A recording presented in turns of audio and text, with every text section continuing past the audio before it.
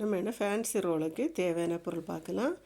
தண்ணி 62 கிராமு, மைதா மாவு 100 கிராமு, சீனி 3 கிராமு, உப்பு 1/4 டீஸ்பூனு, எண்ணெய் 1 டீஸ்பூனு, ஈஸ்ட்டு 2 கிராமு எடுத்துக்கணும். இவ்வளோ இதில் தண்ணியில் சீனியை கொட்டணும்.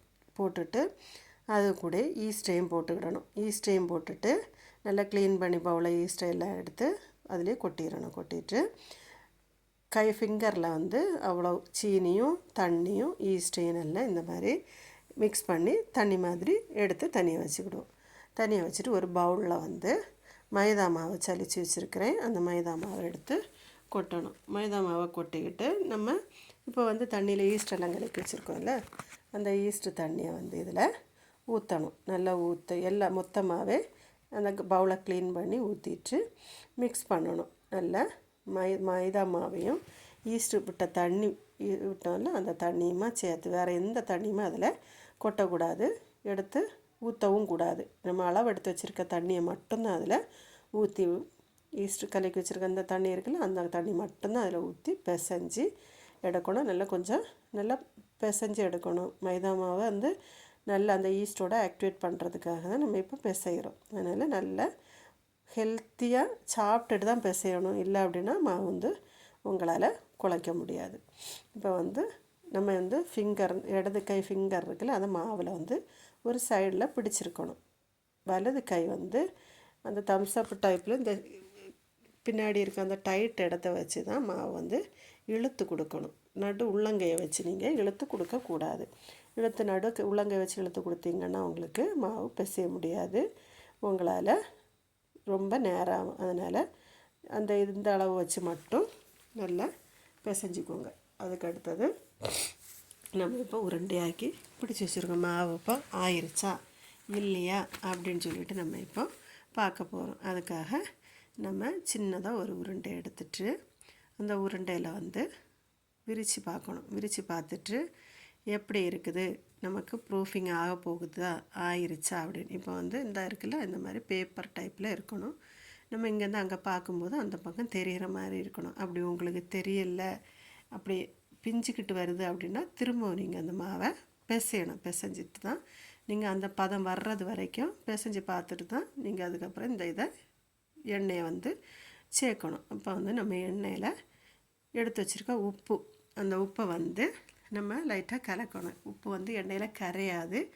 அதனால் உப்பை லைட்டாக ஒன்றும் கலக்கி எல்லாத்தையும் விட்டுட்டு மாவில் ஃபிங்கரை வச்சு லைட்டாக ப்ரெஷ் பண்ணி கொடுக்கணும். ப்ரெஷ் பண்ணி கொடுத்துட்டு அந்த உப்பு அந்த எண்ணெய் இருக்குல்ல, அந்த எண்ணெயுமா அதில் ஊற்றி நல்லா மாவை வெளியிலேருந்து உள்ளே தள்ளி கொடுக்கணும். மாவை நீங்கள் உள்ளேருந்து வெளியே தள்ளக்கூடாது.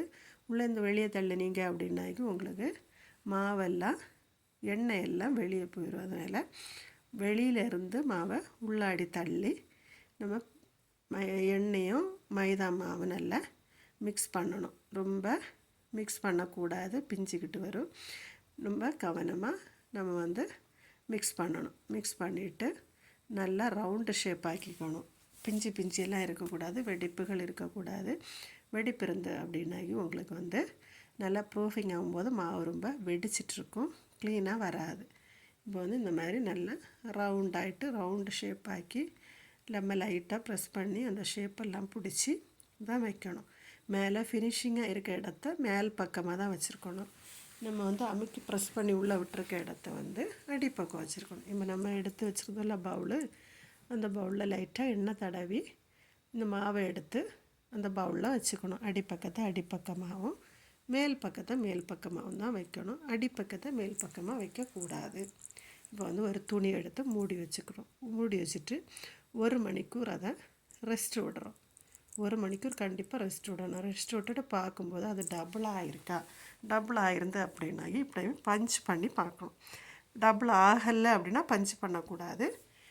நீங்கள் அதை அப்புறம் திரும்ப 1 ஹவர் திரும்ப ரெஸ்ட்டு கொடுக்கணும். அதை ரெஸ்ட்டு கொடுத்துட்டு தான் எடுத்து திரும்ப பஞ்ச் பண்ணி பார்த்துட்டு அதை கரெக்டாக எடுத்து அந்த ட்ரேயில் வைக்கணும். ட்ரேயில் வச்சுட்டு ஒரே மெஷரிங் அளவு தான் டிவைட் பண்ணி நீங்கள் ஈக்குவலாக எடுக்கணும்.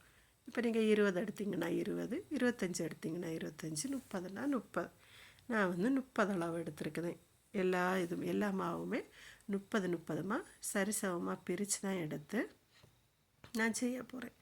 அதுக்கு நான் இப்போ 30 அளவு எடுத்து இந்த மாதிரி உருட்டுற மாதிரி உருட்டி வச்சு நீங்கள் ஷேப்பு கொடுக்கலாம். டிசைனு இல்லை அப்படின்னாக்கி உங்களுக்கு வேறு டிசைன் கொடுக்கணுன்னாலும் வேறு டிசைனும் கொடுத்துக்கலாம். வேறு டிசைனும் உங்களுக்கு எந்த மாதிரி வேணுமோ அந்த மாதிரி டிசைனெல்லாம் கொடுத்து நீங்கள் ஓவன் ட்ரேயில் மட்டும்தான் டிசைன் கொடுத்த பொருளாக வைக்கணும். ஏன்னா இது வந்து 2வது ப்ரூஃபிங் ரெஸ்ட்டு கொடுக்கணும். அதுக்காக நீங்கள் ஓவன் ட்ரேயில் வைக்கணும். வேறு தட்டில் வச்சுட்டு ஓவன் ட்ரேயில் மாற்றும் போது பிஞ்சிரும். அதுக்காக தான் ஓவன் ட்ரேயில் வச்சு ஒரு அரை மணிக்கூர் திரும்பவும் ரெஸ்ட்டு கொடுக்கணும். வேறு பாத்திரத்தில் வச்சுட்டு எடுத்து வச்சிங்க அப்படின்னா பிஞ்சுக்கிட்டு வரும், ஷேப்பு மாறிடும், டிசைன் மாறிடும். இது வந்து நம்ம 230 டிகிரியில் ப்ரீஹீட்டு கொடுக்க போகிறோம். 230 டிகிரியில் 10 நிமிஷம்தான் வச்சு நம்ம ப்ரீஹீட்டு கொடுக்க போகிறோம். கொடுத்துட்டு அந்த ப்ரீஹீட் ஆகிற அந்த 10 நிமிஷத்தில் நம்ம என்ன பண்ணோம்னா 2வது ப்ரூஃப் ஆகியிருக்க இந்த டிசைனில் வந்து முட்டை ஒரு பாத்திரத்தில் அடித்து கலக்கி வச்சுட்டு ப்ரஷ் எடுத்து லைட்டாக மேலால் தடவி கொடுக்கணும். இப்போ உங்களுக்கு முட்டை பிடிக்கலை அப்படின்னாக்கி நீங்கள் பாலை வச்சும் இதே மாதிரி லைட்டாக தடவி கொடுத்துட்டு உங்களுக்கு வெள்ளை கலரில் எள்ளு கிடைக்கும், அதை போட்டுக்கலாம். கருப்பு எள்ளு உங்களுக்கு நல்லா இருக்காது, அதனால் கருப்பு எள்ளு யூஸ் பண்ணண்டாம். வெள்ளை எள்ளும் ஒரிகானோ பவுடர்னு வரும். இந்த ஒரிகானோ பவுடர் வந்து நல்ல மணமாக இருக்கும், சாப்பிட்றதுக்கும் கொஞ்சம் நல்லா டேஸ்டியாக இருக்கும். பேக்கரியிலலாம் நீங்கள் சாப்பிட்ருப்பீங்க, நல்லா இருக்கும். இந்த பவுடரும் போட்டிங்கன்னாக்கி இன்னும் கொஞ்சம் மணமும் இருக்கும், பிள்ளைங்களும் விரும்பி சாப்பிடுவாங்க. இது வந்து நம்ம அடுத்து 15 நிமிஷம் ஓவனில் வச்சு பேக் பண்ண போகிறோம். 15 நிமிஷம் பேக் ஆயிடுச்சு. பேக் ஆனோடனே இது லைட்டு ப்ரௌன் ஆனோடனே நம்ம எடுத்துடணும். ரொம்ப டார்க் ப்ரௌனாக ஆகக்கூடாது.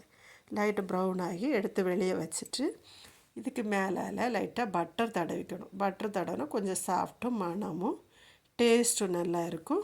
வீட்டில் ஒரு வாட்டி செய்து பாருங்கள், செய்து பிள்ளைங்களுக்கு கொடுங்க, டேஸ்டியாக இருக்கும், நல்லா இருக்கும். ஓகே, பாய்.